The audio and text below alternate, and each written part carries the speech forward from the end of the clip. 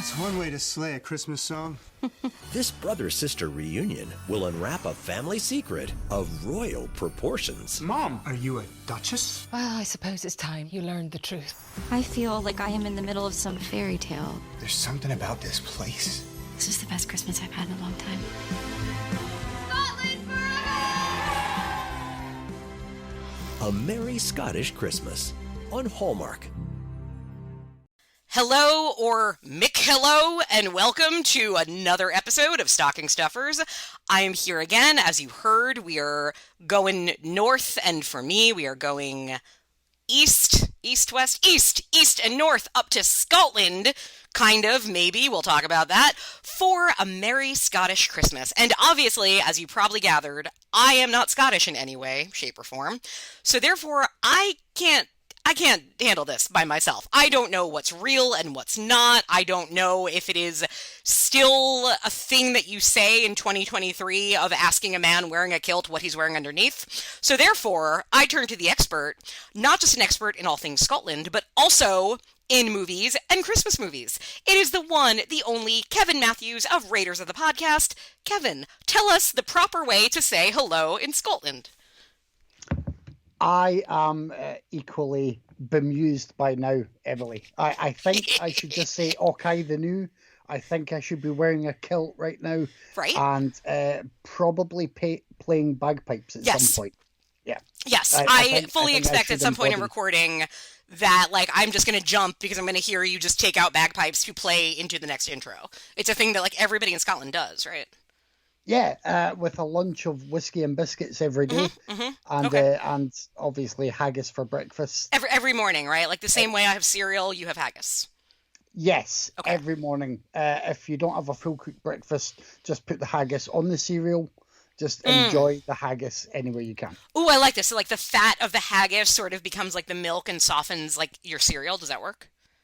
It does, and you can have it still hot, or you can leave it to cool and do that, or you can have a spare drawer of porridge available, porridge oats. Ooh, okay. Have you tried porridge oats?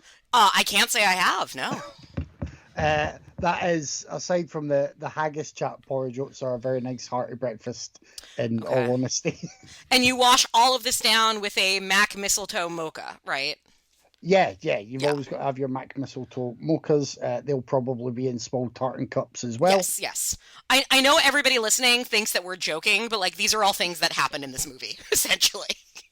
Pretty much, yeah. Yeah, so now a Merry Scottish Christmas, my only other, like, I had a friend growing up whose mother was Scottish, so like I knew her accent, but I also couldn't understand most of what she said, so that never really helped me learn anything. So I'm not even going to try. But we have a lot to dive into this movie. So just overall, I just need to ask how, on a scale of like one bagpipe to the traditional number of pipes in a bagpipe, how many bagpipes of authentic Scottishness is in this movie? Maybe two. Okay. Like there is actually a thing if you go about the UK. For your fry up in the morning, if you have the full cooked breakfast, genuinely, you can have a full English, which has everything. Okay. And if you are north of the border, they will call it a full Scottish, and you will have a slice of haggis on the plate. Oh, wow. So that is, although we're joking about it, that is... Like, it is actually a thing that happens all the time. If you go to a lot of sort of hotels and B&Bs that are doing the full Scottish, you'll do it. I have done it. I have partaken of that, and it's quite nice. So that is delicious. Something that I thought was authentic. Okay. Some people do like the whiskey, probably some in a mocha, but we definitely don't have bagpipers constantly playing Christmas carols to wake you up in the mornings. So in other words, you don't live in hell. No, that would definitely be... that would be someone getting murdered at 7 a.m. in the morning. Okay, that makes perfect sense.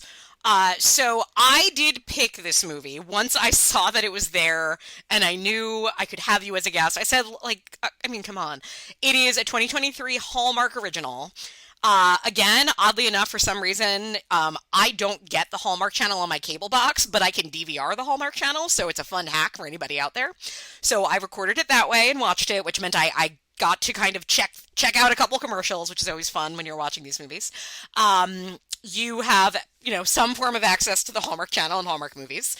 And this one, we had to be careful because now this is the first, I'm sure there have been several other in the past, 15 years, Scottish-like Christmas movies made for these networks. This is my first one. You had mentioned you had watched another one a few years ago. That was a Scottish Christmas or Christmas in Scotland. Christmas in Scotland. Okay. No, I mistakenly watched it a few weeks ago before we'd settled on this one. Okay. But and that was directed by a man who'd also previously done a movie called Meet You in Scotland. So I think that's his niche. Okay. But I'll try not to confuse the two. They have certain crossover points. I mean, obviously. you're a hero if you can keep that all straight, because I would not be able to. So A Merry Scottish Christmas has some interesting pedigree behind it. So again, it's a Hallmark Channel, and it's the Lacey Chabert, who is doing at least 2 of these this year. Lacey Chabert obviously has been like a Hallmark stalwart for a very long time now. I think she's kind of probably become the number... See, a couple years ago, I think it was always a question of who is the real star of Hallmark, who is the face of that network. Is it Lacey Chabert or is it Candace Cameron? And I think for a while it was Candace Cameron, which I didn't understand. But then Candace Cameron, because she's an awful human being, defected from Hallmark to go to the Great American Family Network, which is all like Christian, no gays, no anything that goes against their quote unquote values. So Lacey Chabert, I read an interview with her where the interviewer was kind of trying to say so did Great American Family try to get you too? Did they ask?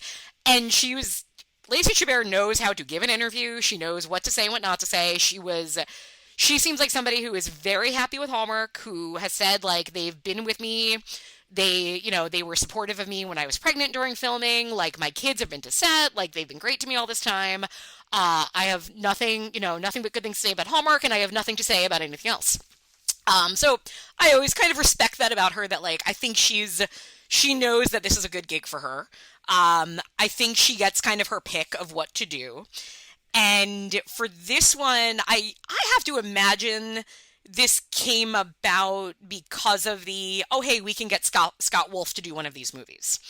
So Scott Wolf is, were you familiar with Scott Wolf? Back in the 90s, you must have been. Yes, he was the one who wasn't Michael J. Fox when he popped up. That is the best description of Scott Wolf I've ever heard. Yeah. That's how I knew him. And probably most well known for people who've watched Go. I think that was. Yeah, I know he was also in. Was he in White Squall? Yep, White Squall is what I think of him from. I know him best from Go.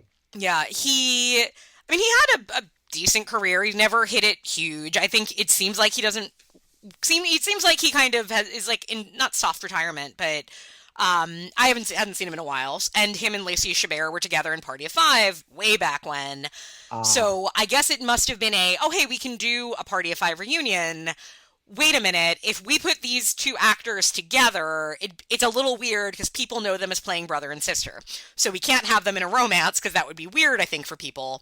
So I wonder, kind of chicken and egg, what came first? Was it, we're going to do a movie in Scotland, quote unquote Scotland, we're going to do a movie with Lacey Chabert and Scott Wolf, how it all came together. However it did, we ended up with A Merry Scottish Christmas, directed by Dustin Reichert. Was not familiar with the name, as is usually the case on these movies. Dustin Reichert has directed many of them. Did you look at his filmography, or did anything kind of jump out to you on him? Nothing jumped out. I browsed through his filmography, but like you, he may have been behind 1 or 2 that I've watched, and they all blur into one another. Yes, and what's the funny thing about, and this is also how much I hate IMDb right now, they've changed their format, so you have to really click a lot of buttons to keep seeing stuff, and it's very hard to realize that.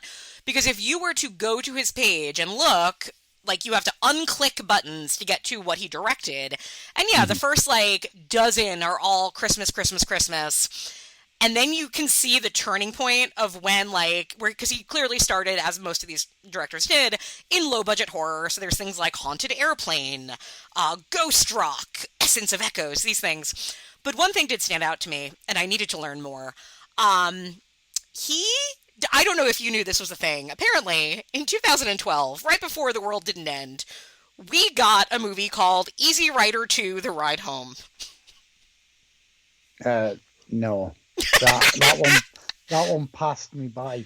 Crazy, right? How did we all miss that? Starring Jeff Fahey. Yeah. Wow. So, from the director of Easy Rider 2: The Ride Home, we have A Merry Scottish Christmas, written by lots of writers. There are 3 people credited for writing this movie. One of them is also Dustin Reichert. And then we also had 2 female. We have Audrey Schulman and Andrea Canning, both of whom have done some of these. Andrea Canning has a very interesting, also, filmography, because again, lots of Christmas movies or movies involving evil cheerleaders. Killer Prom, The Perfect Cheerleader, and Webcam Cheerleaders. So, again, know your lanes and go wild in them, right? So, A Merry Scottish Christmas. Kevin, will you walk us through the story of this movie? And you can give spoilers. We all know how it's going to end, so it's okay if you tell them. Okay, so Lacey Chabert is Lindsay Morgan, a young doctor. Yes. Who we see meeting. The first scenes are very confusing. This movie moved so quickly. I was stressed out watching this movie. Like, I listen to podcasts in double speed because I just have things to do. And every time I do that, my husband hears it. He gets, like, anxiety and he can't be in the same room. This movie, now I understand what it feels like to be that. Because it moves so quickly, right? Well, it does, but it's also not too clear. She meets up with her brother, Brad Morgan, at the airport, and that's Scott Wolf. He is with his partner, Sarah, played by Kelly Blaze. That's not all entirely clear when they first meet. Oh, no. You see tension between them all. I thought they were exes. Yeah. Yeah. Yeah, so did I. And so did my partner. And we're sitting there like, are they exes? Are they going through a divorce? Yep. What's happening? Yep. And then eventually you realise they are siblings, that they're on their way to visit their mother, Jo, played by Fiona Bell, and she is at a Scottish manor, large estate / hotel. And, something like that. They're looking around the hotel and being told that they can't access this area of private rooms, which you soon realise the mother is in, so you know there's something up there. And they eventually learn that they could be heirs to this area and the titles that come with that. So, okay, is that still a thing in Scotland?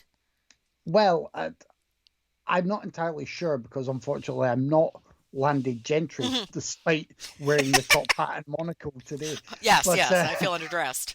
I mean, there is definitely, throughout the UK, as far as I know, there is kind of lands and titles that keep being passed on. I did work in an establishment once where part of the daily routine, it was just portering, but you had to try and remember titles. Oh. And if people have a title, say, on the male side, they're the ones who are addressed. But if it's on the female side, if they've married in to the family, then it's the lady who has the title. And it was all complicated. Jeez, and wow. It's just a way of showing off. But anyway, there's also a hunky young man who helps to look after the estate. Mac. Obviously, yes. His name is Mac. His name is Mac, played by James Robinson. I mean, that's not as bad as the mad tour guide / bagpipe player / dancer who is called Hamish, of course. Like everybody is in Scotland, right? Like your real name is Hamish, right? It's like Hamish Kevin, right? It's sometimes Jimmy at the weekends if I'm visiting. Okay, that's fair. It's Hamish or Jimmy. That's it. And things play out as you expect. You know, they're wondering whether they want to deal with the estate and have the titles. They are wondering what happened in the past of the family tree. And Lacey Chabert is also seemingly keen to get back to her practice, but gosh darn it, management seems to take up all her time nowadays rather than helping patients. Yeah, life's really miserable when you're a successful doctor in the United Yeah. States and California. Yeah, it's terrible. Um, yeah, this movie gave me serious, like I was waiting for kind of a Midsommar like shoe drop of the town needs these people to take on this role, right? Like it's like, oh, what happens to the town if nobody claims title? I still don't really understand how that works. Like, so the businesses close and like Walmart moves in. What exactly goes on if somebody doesn't say I'm the Duke?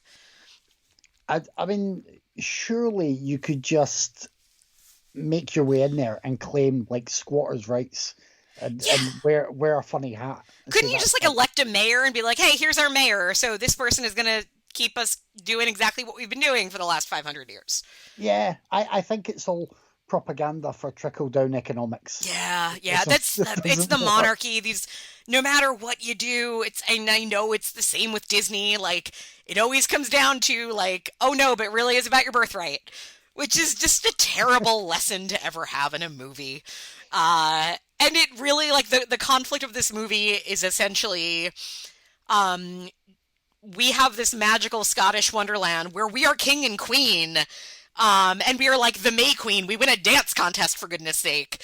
So we can stay here and just luxuriate in the love and affection of the populace. Or we can do that like in California and come back here and everybody loves us and go back. It's low stakes, I'd say. It's very low stakes. I expected more stakes to come along Yeah, because same. you find out the backstory and their mother had sort of run away. She didn't want the restrictions and everything that came with the position, so she'd gone away. And then when she came back, there's one moment I think where they're walking about town where a couple of people kind of whisper behind them, "Oh, those Morgans are back. They're just trying to come back," and sort of shuffle right into town and get their way. Yeah. And then that's it. Everyone else pretty much loves them immediately. Yeah. I'd like this movie done like sort of like a Flags of Iwo Jima, Flags of Our Father, Letters from Iwo Jima thing, where like we had this movie, now let's get the same timeline, but from the POV of the peasant, and see how like it really was, like they were finally gonna make it out, but now they're back to sweeping floors because the monarchy has resumed. But of course everything ends happy, so happy in fact that we actually get a coda, which I like having a coda because so many of these movies just end so abruptly to where like you have to rewind past like because you feel like you've missed something because it just ended. And this one we do get a 1 year later, so everybody has decided to stay. You've just reminded me, the 1 year later and earlier on, sorry. What is it? Are they photos? Are they paintings? Oh my God. God. What is going on? Oh with my these God. I frames? thought it was a Scottish thing. I thought maybe like you guys do family portraits differently than we do here in the States. Because they're, okay, so there's a family portrait that we see early on, and then at the very end of the movie, we get like a new one. And a family portrait, now granted, there's kind of two ways you could do it, at least until now. You could take today, like we all have a photograph that maybe you went to Sears and like they did a big picture of your family. I have actually a very famous one somewhere in here of like when I was 5, we did like a full family photo. And it is the most 80s awkward looking picture you have ever seen where there's blue eyeshadow and big hair galore.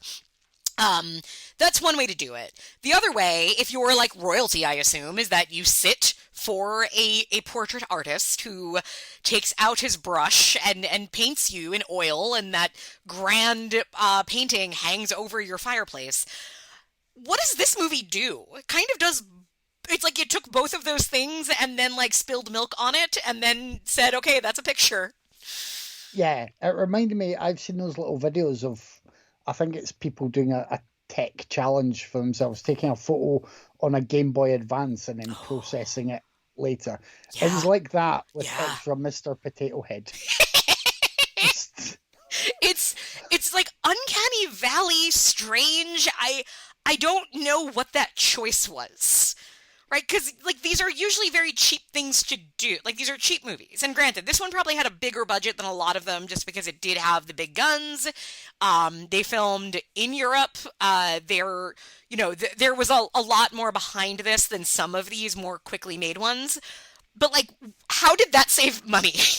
Because somebody had to look at that thing, and that person needs therapy now. I think someone in the props department was like, remember when you get that extreme close-up of the boy that Cameron stares at in Ferris Bueller's Day Off? I want a whole painting like that.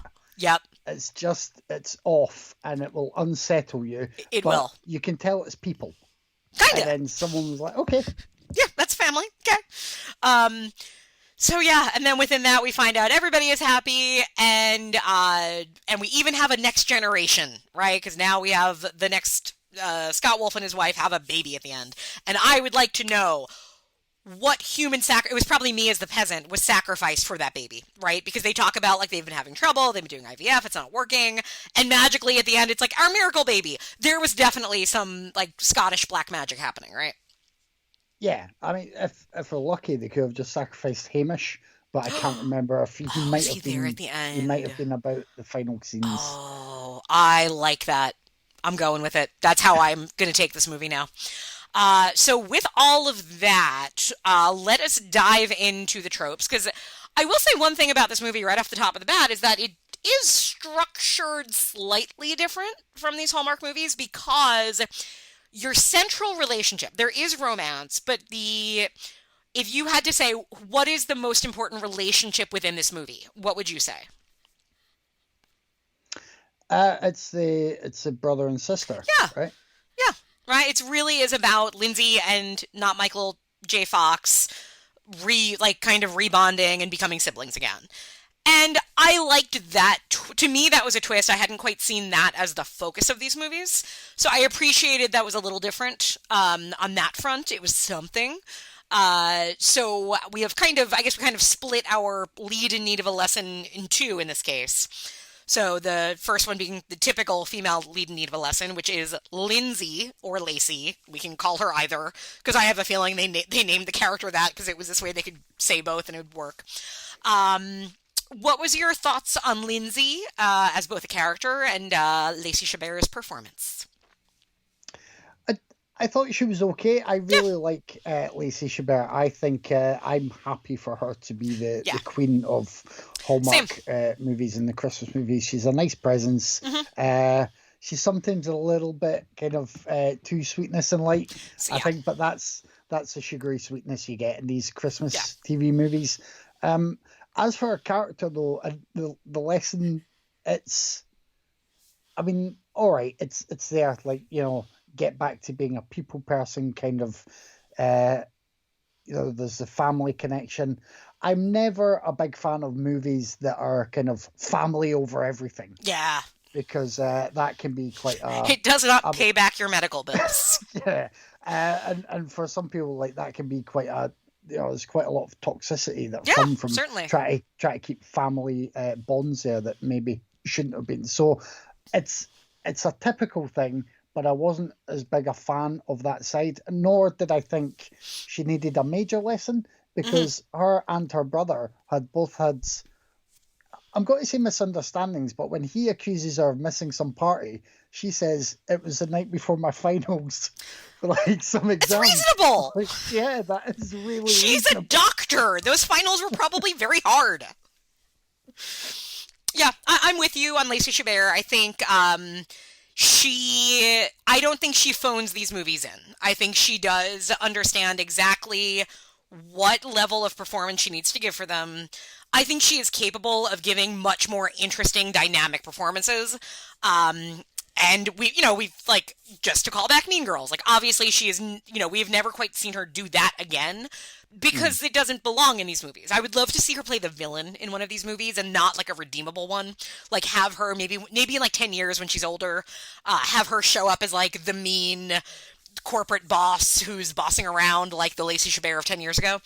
But, also like, that's, for this network, her brand is very particular, and she understands it, and she gives it exactly what she needs to give for it. Yeah, so I mean, I guess she's supposed to be a workaholic, but again, like, she's a doctor and she's running a practice, so yeah, she probably should be. I want my doctor to be a workaholic, right? Yeah. And she obviously does not have a Christmas-themed name, but the other side of this, so Scott Wolf as, what was his character's name? Brad. Brad. He's a Brad. God, Brad. No offense to all the Brads out there, but it just feels like a movie name that, like, when you don't know what to do, you name a character Brad. I'm going to say something, and, well, first of all, one thing I did not like was that when the credits came up in the opening, it was Scott Wolf on top and Lacey Chabert on the bottom, and that felt very, very wrong to me.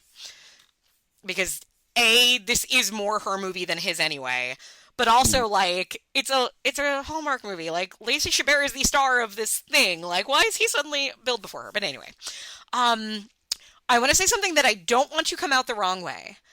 It was really refreshing to see Scott Wolf looking like a man of his age on this network in this movie. Oh, he's aging like fine wine. Yeah, he's aging lovely, and there is, it. Not that you can always tell when somebody is doing a lot of Botox or so on, and it's fine if you do. I get it. People do it. You have to do it. But there were a lot of shots in the movie where I looked at him, I'm like, he looks like a real person of his age, and that is very refreshing to see. I think in our 5 years or so, he could look a bit more similar to Timothy Olyphant, and that's no bad thing for anyone. No, I could see that. Let's get the two of them in one of the gay Lifetime Hallmark movies. I'll take that. Yeah. Let's see. So he is also a bit of a workaholic, and what is his job? Did you clock it? It's accountancy, I think. Oh, I thought it was. I thought he was like a not a patent lawyer, but I thought it was on the legal side of something. I mean, maybe, but I thought compliance. Legal. Yeah. Oh, I thought he was a lawyer. Rings a bell. But like a lawyer that just does paperwork all day. But the fact that both of us didn't clock it correctly tells you something about it. We didn't get enough, because he said he could do certain things to help the estate, but right. not anything really in terms of knowing how to generally manage and run an estate. Okay. But I think he could help with some aspects. So that might have been something to do with compliance, or it might have been accountancy. I mean, I'm just happy I'm not thinking of the light fitting lady in Christmas in Scotland.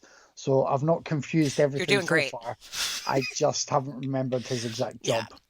Well, this movie there's a lot of things that come up where it's very overwritten in some dialogue.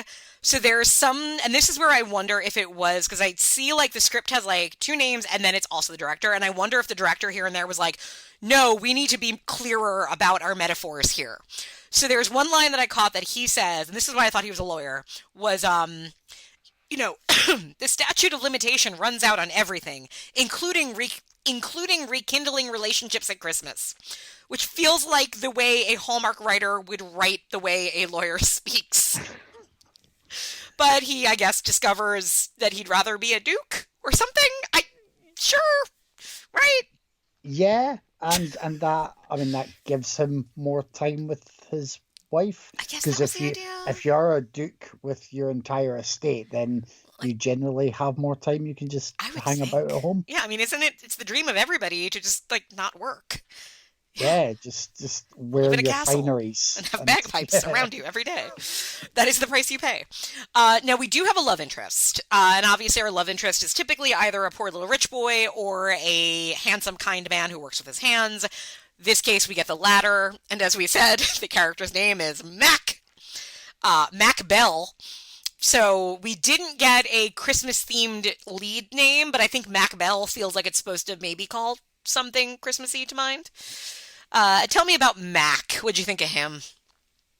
I quite liked him. I thought he was a good potential romantic lead. Mm-hmm. He looked the part, and I'm happy they didn't put someone in who would completely mangle the accent. I guess he is Scottish, right? So the reason I'm guessing that is because his credits include he played the young William Wallace in Braveheart. Yes. I feel like that's cred right there.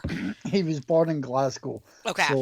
So yeah, he's fine. And I think all of the main cast members who weren't obviously in the family that were there were either Scottish or Irish performers. So that's better than, say, filming in America and trying to get people to learn an accent for 1 or 2 scenes. I was thinking about that because it's going to move on to number 3, which is the setting of Big Bad City, Charming Small Town, Magical Winter Wonderland. Here we get kind of Charming Small Town. Because this was not, to my knowledge, from what I can see in IMDb, it was filmed in Ireland, not Scotland. Yes, well, I went by the same information. It's nowhere I recognised, but I haven't been to too many large estates. Castles. Not on your like Thursday night. Hey, what do you want to do, hon? Oh no, let's go to a castle. That's not what you guys do there. And play some bagpipes. Buy my meal deal at Tesco and just go home. I don't stop by and see the local duke or the lairds. You don't enter a dance contest on like a Wednesday happy hour? Sadly not. No. So I was thinking, if you are Scottish, or if you're Irish rather, I guess, is doing a Scottish accent easier? Is it more in line with, say, me being a New Yorker doing a Tennessee accent versus me doing an Irish accent? Is there do you do that growing up? Like, do you, what is as your way of thinking and now you're living in England, but as somebody who grew up in Scotland, did you jokingly do Irish accents as a kid? Did you do British accents? Is it something that is something you play with, the way I feel like there's a little bit of that here?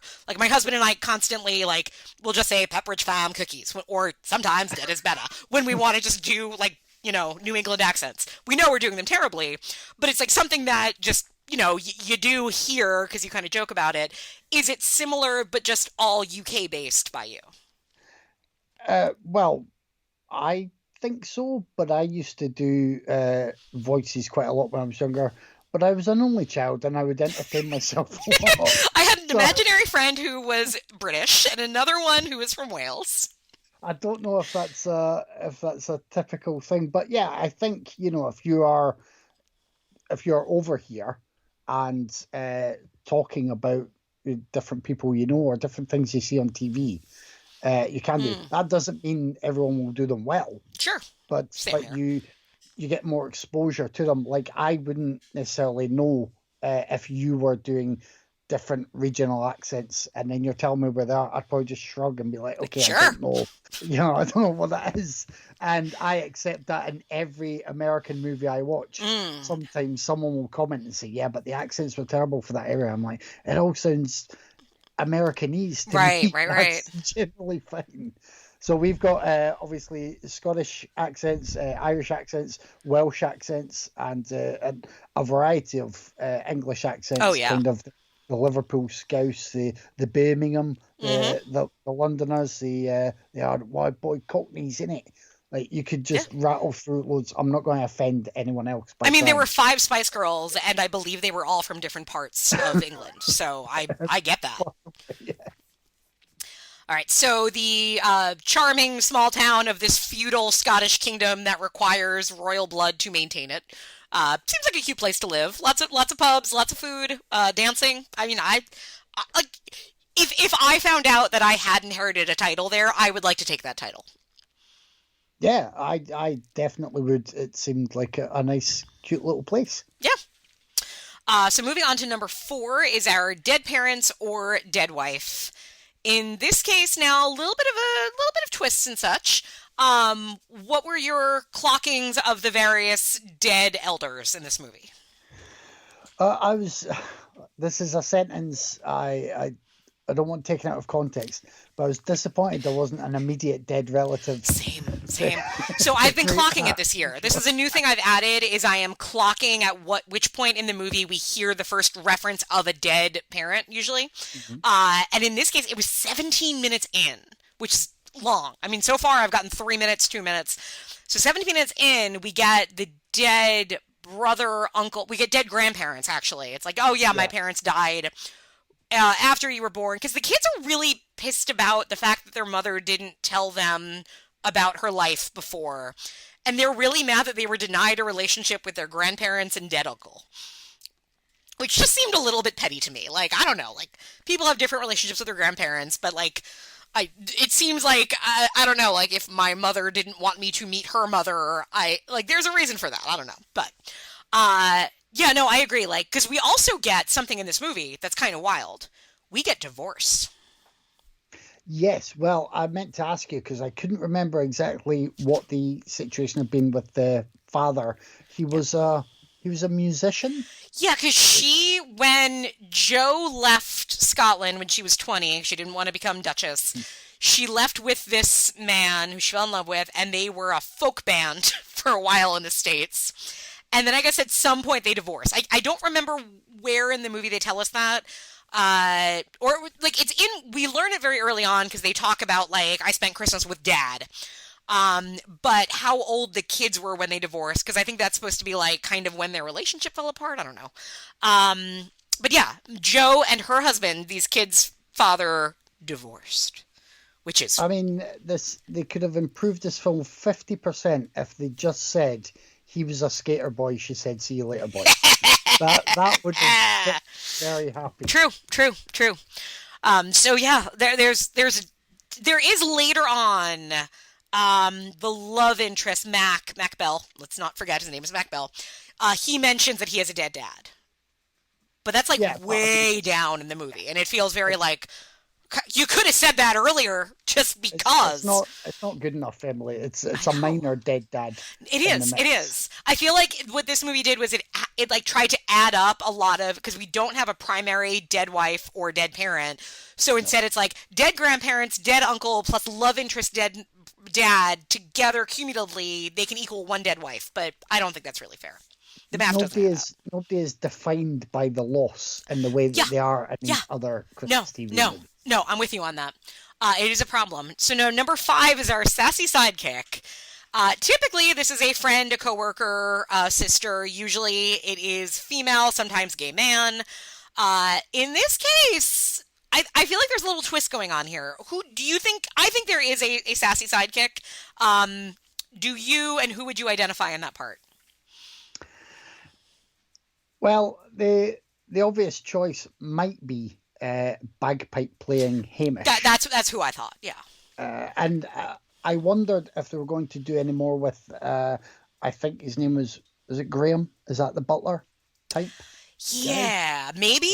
I just wrote down magical butler. I don't think he is magical, but he felt like he was supposed to be.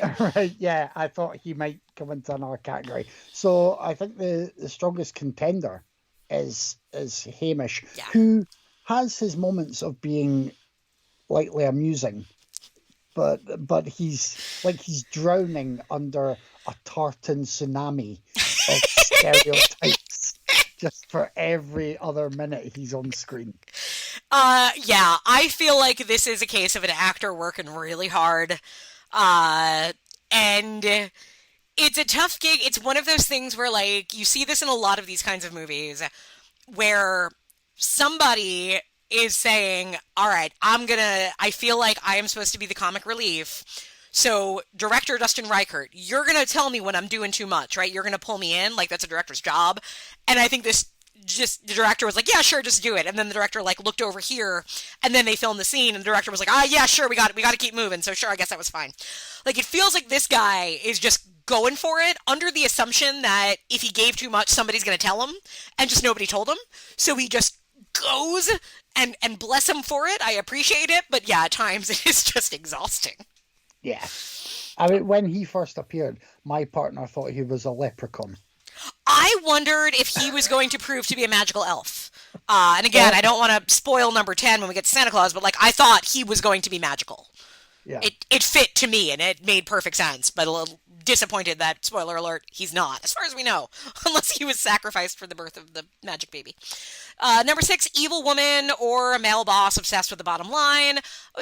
These movies don't have villains anymore. I miss villains in my Christmas movies. Yeah, there was no one to.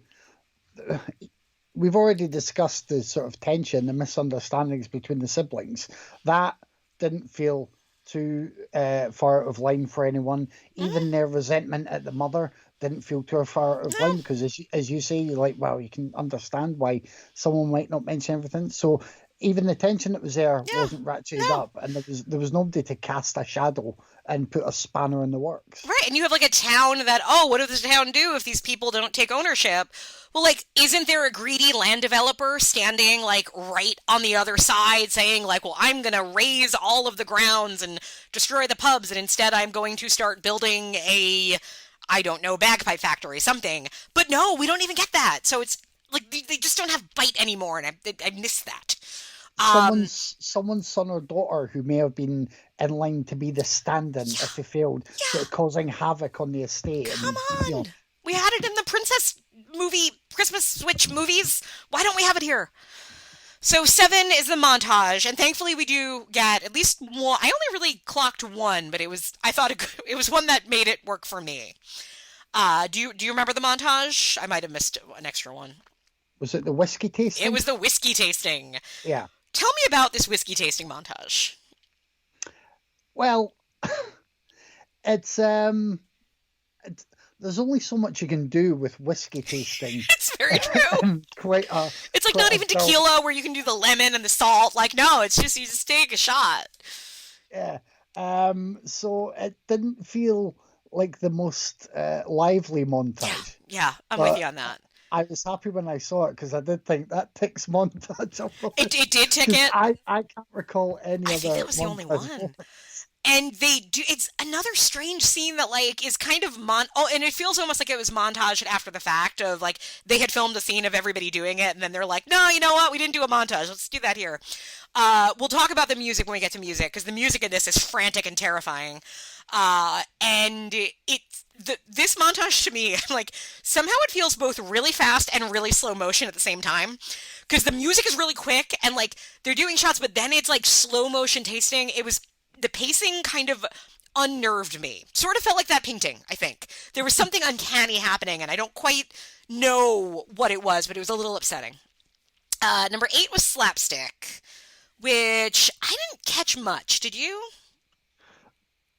No. In fact, was there anything? I think just Hamish in general was supposed to be kind of like big and gloppy and that. And then to me, like, yeah, the only thing that sort of fit was like, oh, we have some dancing, right? We have like dancing, like, yeah, like characters that don't know how to dance, like suddenly being brought on stage to dance. And then we have like a whole dance break, right? With a special guest star, Will Kemp.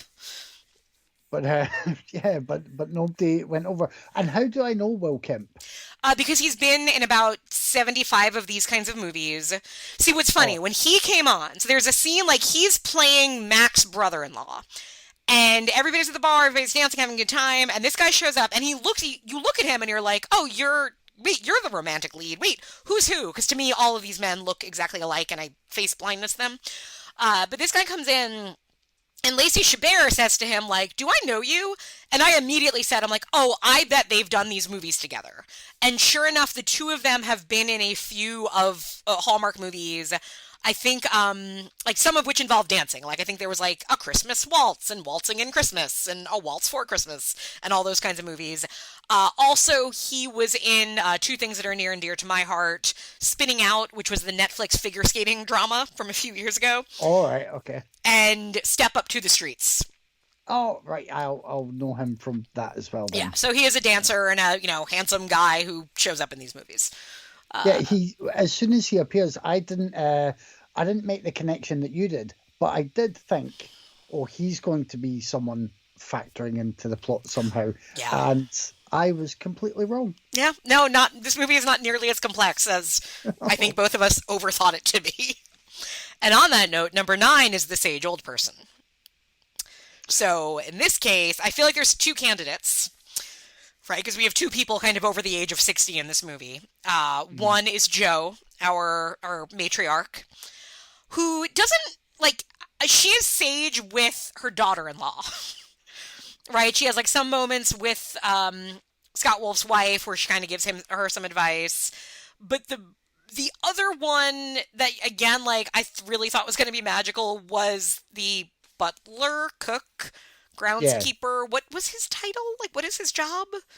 I don't know if he was ever given the full title, but I assumed he was kind of a butler type, sort of. Yeah. I was going to say handmaid, but that's. I mean, yeah, sure, why not? I believe you if you said that's what you call him. I would, however, add a third contender where, as this movie is blending so many things together, of Mac's mother. Yes, the Dr. Amelia. Yeah. Yes. Yep. But again, we're lacking the actual magic and the sprinkle effect. Oh, God, no sprinkle effects, no Santa Claus. I thought either the dead brother or the butler were going to be Santa Claus. Yeah. And the only Santa Claus we get. Well, we do get Scott Wolf as Santa. I mean, but that doesn't... Yeah, sure. I guess if, like, you really need something, then yeah. So disappointing on that front. But now let's talk about music. We're in the bonus round. Okay, where we're talking about free public domain holiday songs, of which there are many, and you know which ones they are just based on watching any of these movies. And when you hear Jingle Bells and Hark the Herald Angels Sing and God Rest Ye Merry Gentlemen, all of these songs are done in a musical style. What is that musical style? They are presented through the medium of bagpipes. Of bagpipes. Is it a common thing in Scotland, the way, like, we hear Mariah Carey every day? Like, do you just hear bagpipe versions of Christmas songs all the time? Oh, God, no. And I couldn't stand it if we did. See, now, bagpipes, I have been to I don't know if you know about the military tattoo in Edinburgh. It's a big deal every summer. Okay. I went there once. It's in Edinburgh Castle. Everyone performs. And at one moment in the evening, you usually get the lone piper stands on the battlements, plays something amazing. You get goosebumps. Fantastic. There are places in Edinburgh where pipers will stand and play quite often through the day. Tourists love to see them. Mm-hmm. They're near wedding venues. They do that. But there are times when you have pipers out on the streets trying to make extra money, and they'll try and play a medley of pop hits. Bagpipes just don't really work for that. They're not conducive to every pop hit you just want to deliver, including popular Christmas carols. Yeah. Like, no, it was painful. And they're all really fast. That's the other thing that was really, like, weirdly upsetting to me. Silent Night, right? Silent Night is a haunting, slow song. They play it at, like, quintuple speed. And I am trying to catch my breath listening to Silent Night on bagpipes. Why? What is that choice? I would have paid a handsome sum of money for Mike Myers to appear just to be shouting, "Piper down, we have a piper." I don't think this movie could have afforded it. Now, the next thing that also comes up, like, wildly in this movie. So I had debated, like, this was one that I added last year because it seemed to keep coming up. But, like, this movie has proved to me that no, the ridiculously complicated holiday cocktail and the family recipes are, like, they're going crazy in these movies. I blame, like, cooking shows being more popular, but my gosh, the amount of, like, I wrote a bunch down. What are some of the ones that you caught? So we talked about the Mac mistletoe mocha that you get at the airport, apparently. Which, like, again, I had to pause this movie and rewind twice within the first minute to capture what they said. But some of the other things, there's a lot of food that sounds terrible. What did you think? Yeah, well, thanks for reminding me that the Mac mistletoe mocha was like the first thing you see on screen. Because I'm like, really? Is this what people think you get when you come to Scotland? It's like you go to Hawaii, you get the lei. You go to Scotland, you get the Mac mistletoe mocha. And one of them, I've forgotten the exact name, but I basically thought this was taking a turn into like 50 Shades of Tinsel when they mentioned it. Was it just called the Dirty Reindeer or the Muddy Reindeer? Oh gosh, so there was okay, so let me see. They had, like, there was Scottish Sparkle. I don't know what that is, but somebody orders it and it looks like kind of like a big like, not Mai Tai, but like it looks like cranberry and vodka but with umbrellas. There was that. Yeah. Highland Snowball Cocktail.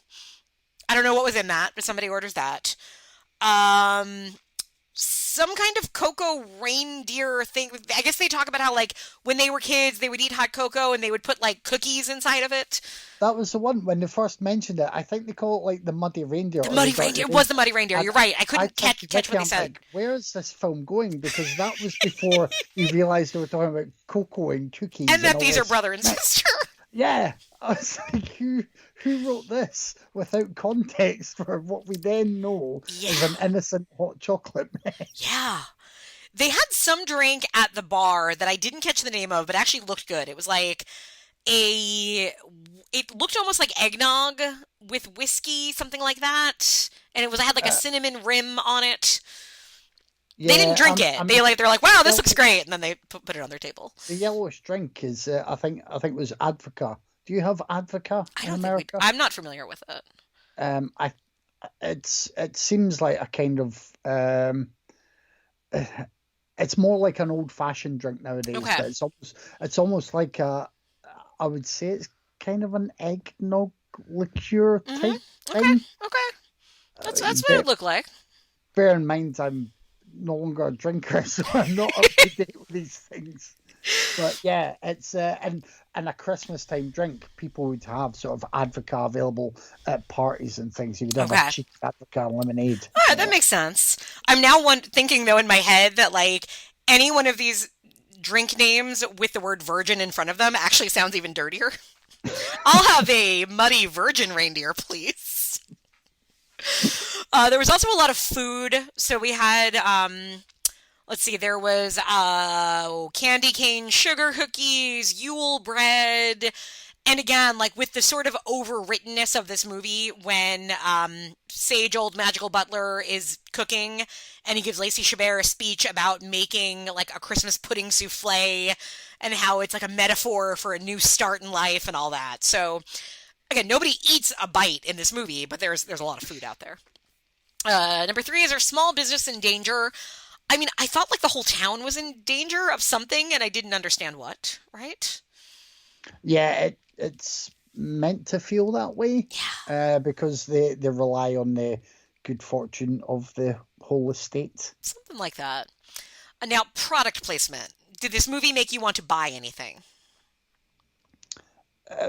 If I had the money, I'd probably buy Scotland after watching this movie. I'm with you. The bagpipe, definitely. Even though it was filmed in Ireland. Even though it was not filmed there. There wasn't. It put me off more than anything. I don't want to arrive in Edinburgh Airport and be given a Mac. I don't want to arrive and be given diabetes. I think that's where I was thinking with this. The other thing I meant to look it up and didn't, because it felt like this is something I also haven't figured out. There's a fair amount of alcohol in this movie. And I mean, nobody is getting drunk, but there is alcohol constantly. And there's a lot of talk about whiskey. There was a whiskey tasting. And yet this movie is still TVG. So I guess the rules have completely changed and now we can drink on camera in a TVG and not have to explain to kids that they shouldn't. But it's just an interesting thing. And I wondered if that whiskey name was real, but I don't think it was. It was. I can't remember the exact name, but it was certainly if it wasn't a real whiskey, which I just can't remember off the top of my head. It was along the lines of, how those whiskies are named. Okay. You get your Macallans and your different whiskies. Your Macbells. Yeah. So I didn't realize, over your way it would be, necessarily viewed as a bad thing for adults to be seen sometimes drinking, but it felt all nice and cozy anyway. Like the whiskey montage scene is definitely a cozy, warming sequence. Yes. And is still in line with the touristy side of the Scottish setting. Yeah. It's not used in a way to suggest anything nefarious or any impairment. Like it's purely almost part of culture in this movie. Yeah, which is maybe how they view Scotland. I would guess. So number 5 is The Cloying Child, which we had really no kids in this movie, which again, I'm usually thankful for. We did the closest we came. So my next, again, cultural question, Shetland ponies. Tell me everything. I, again, have very little experience with Shetland ponies. probably Are you really haven't seen them. Scottish then? Because this movie makes me think that you're not Scottish if you don't like go play with Shetland ponies in December. And I wasn't aware that, Shetland ponies were to be brought out and paraded in December. Now, maybe they are. Maybe that is a tradition in more rural areas, but I've not seen them paraded through the streets. All right, well, Scottish listeners, tell us the truth about Shetland ponies. Number 6, finding the perfect tree. There is, even in a movie where you don't need trees, there's still a tree cut down scene. Do you remember anything about it? I remember it was Mac they Bell. had that many trees, They kept saying, like, oh, we have so many trees, and we keep cutting them down. but then they could always have room for one more that they were going to pick specifically. Yeah, it was that, like, really, like, somebody really thought they were writing out important metaphors. Because when Mac Bell is cutting down the tree and Lindsay's kind of like, well, you already have 30 of them, why do you need more? And he starts, like, describing it as, well, you can take it down, but then we replant one. And somehow it turns into a metaphor about the relationship with your sibling. Yeah.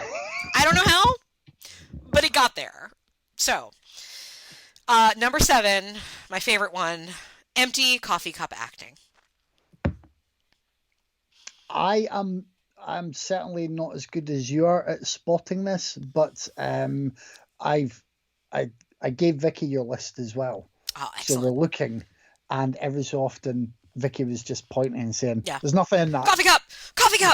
No. Yeah, ring a bell, like every time it happens. And there's a lot in this one. The very first scene, they're in an airport. They're shoved mocha mistletoe mac drink, and like just immediately you're given what looks like a hot drink, and you just go, just slurp it down. Isn't it hot? Did McDonald's teach us nothing? I think that was the only one I clearly spotted, but there was it maybe when they were walking through the market or somewhere at the market? Oh yeah. I think there was something there. But yeah, since I've watched this, we've now watched on our 4 or 5 Christmas TV movies, So and tough. every time now, Vicky's going, nothing in that Coffee cup. cup! Every time. Oh man, I wish I could remember. There was one movie, I think, in my 9 years of doing this where I was like, that cup is full. And that has been the only time. And again, it's like actors that have done this now all the time, and I don't understand why they don't practice or why they haven't gotten better. But it's just not valued. Now, similar, number 8 is our actors trying very hard to pretend to eat on camera without actually taking a bite of anything on camera. A couple scenes of eating in this movie.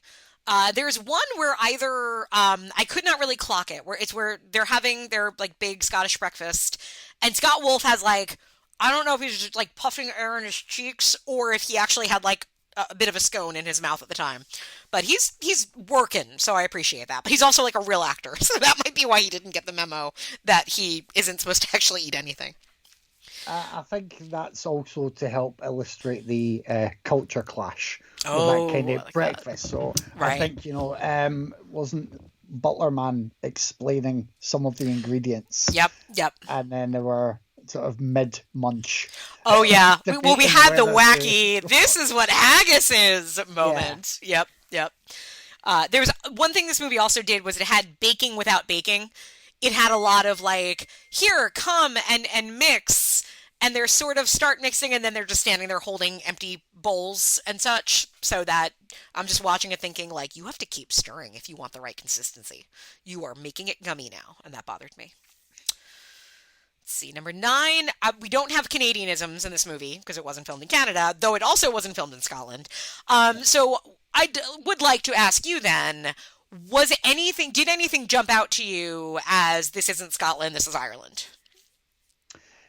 Not particularly because of, they tended to keep it based around the estate. You didn't, or the grounds of the estate.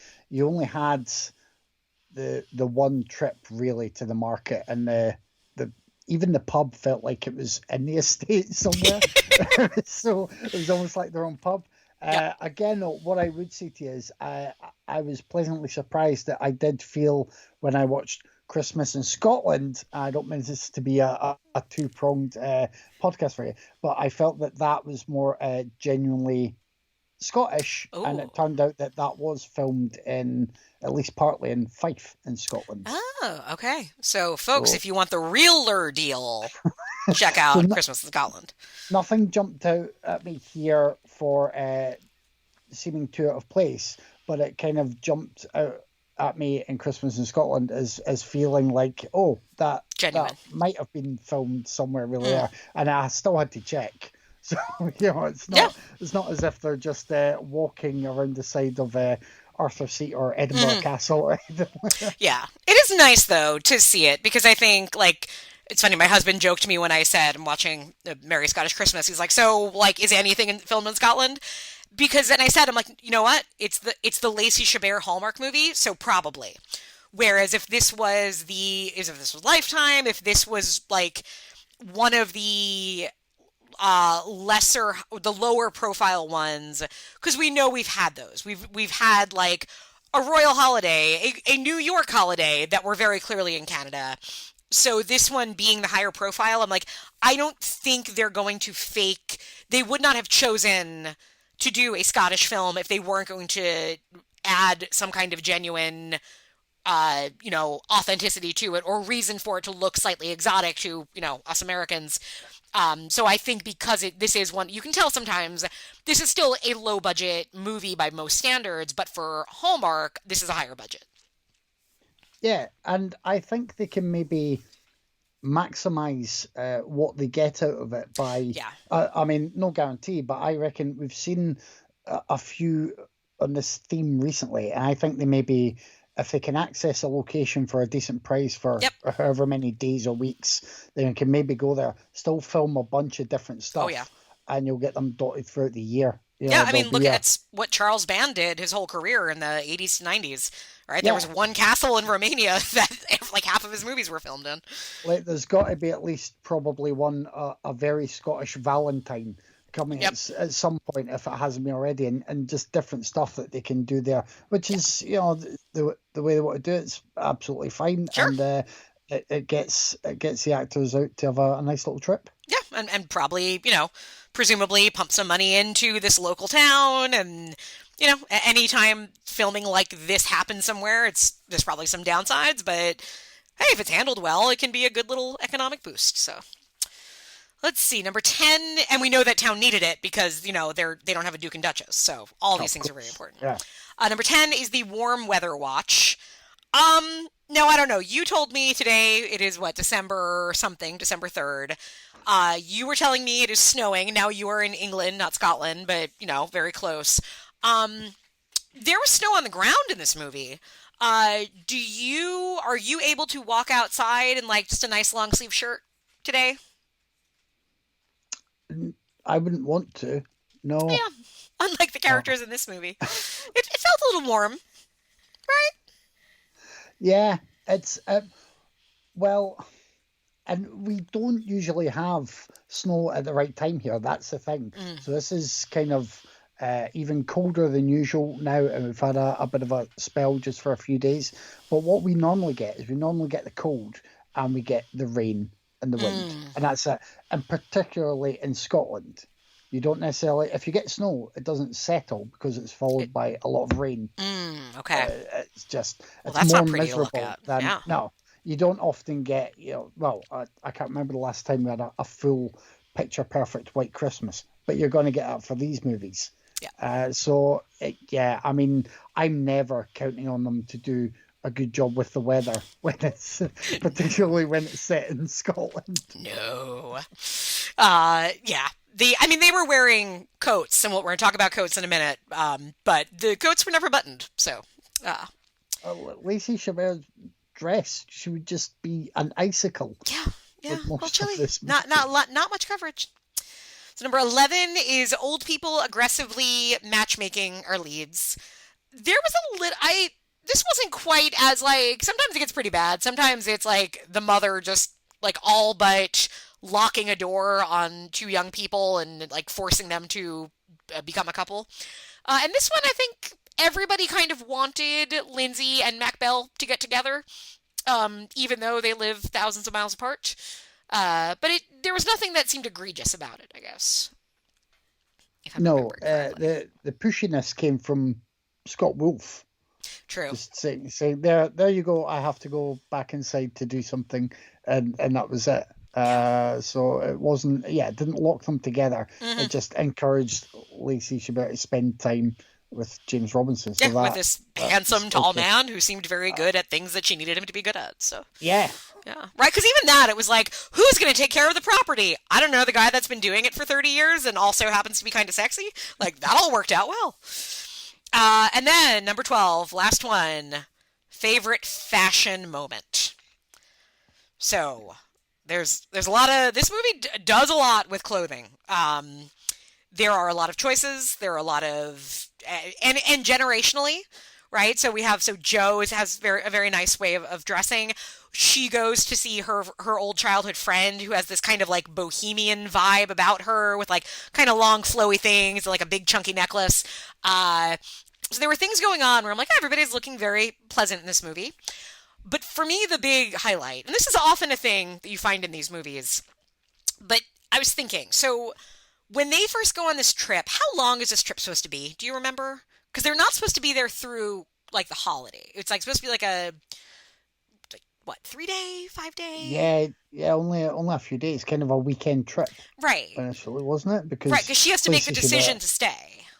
Yeah, because initially she's got to head straight back after whatever business is revealed. Right. How many winter coats do you pack for, let's say, a 5-day trip? How many coats, outerwear coats are you packing? Me, I pack the one. Well, that's just me. Well, I'm not in a Hallmark Christmas movie. I mean, Lacey packed at least 4 that I counted, that I noted, and I didn't start doing this until about 3/4 of the way through the movie, at which point there were still 3 more to come.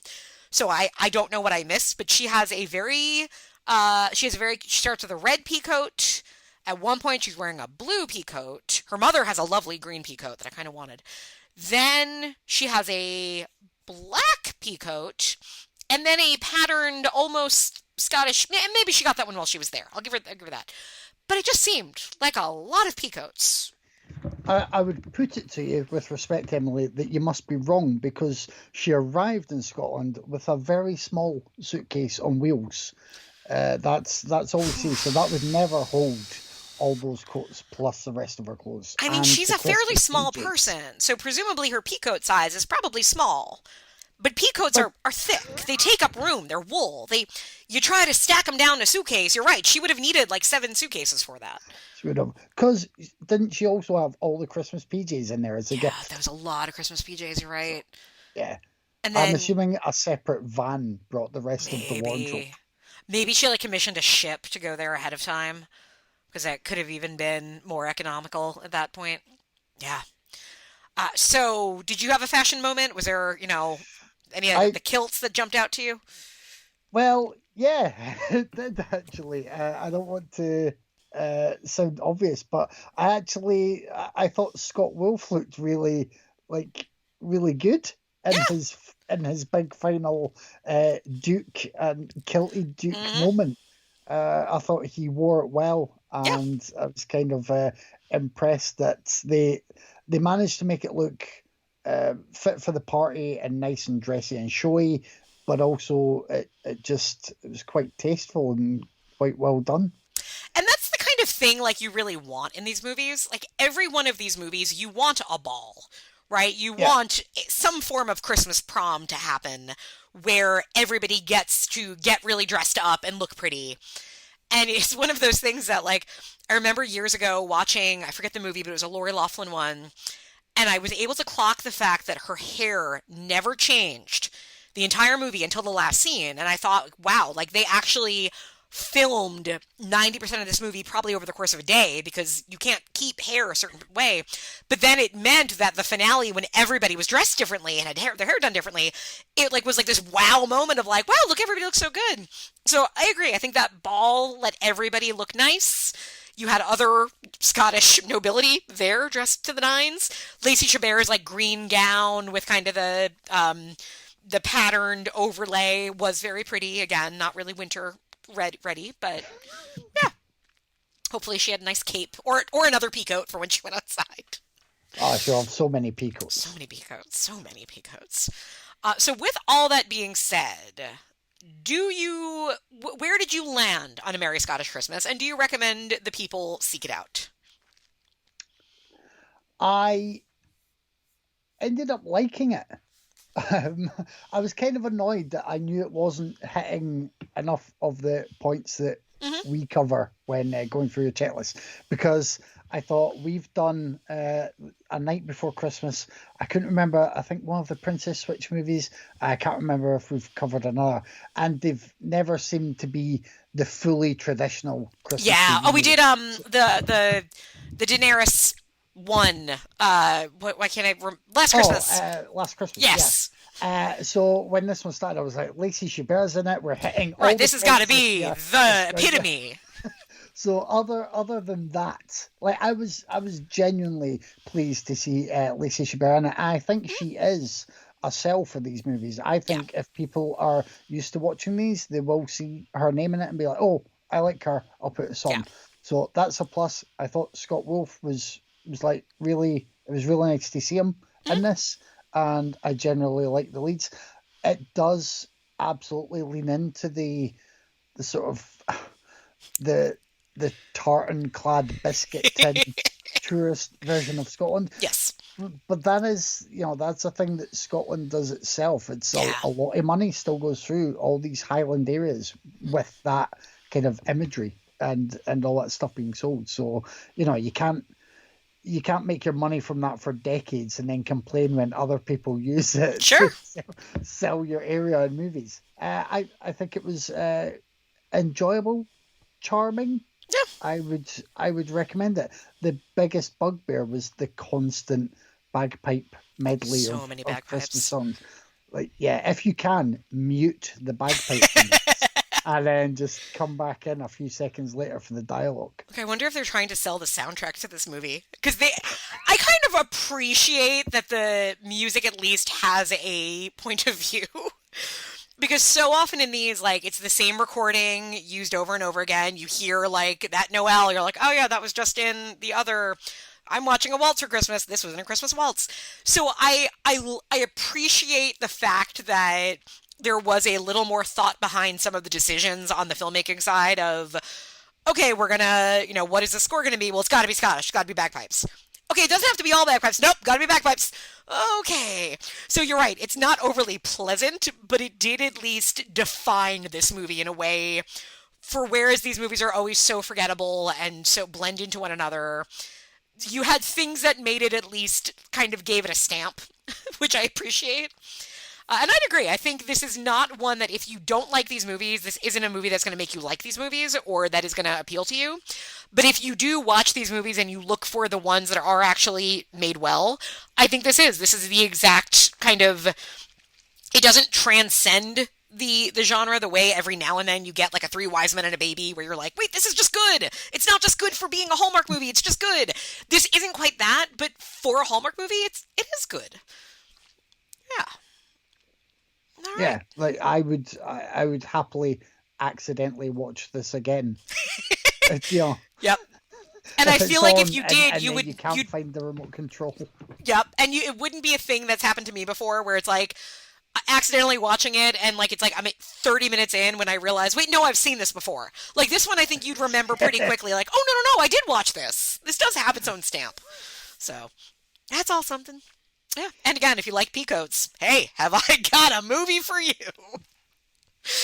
All right. Well, Kevin, thank you so much for joining us. Tell us more about where else we can find you and hear you and read you.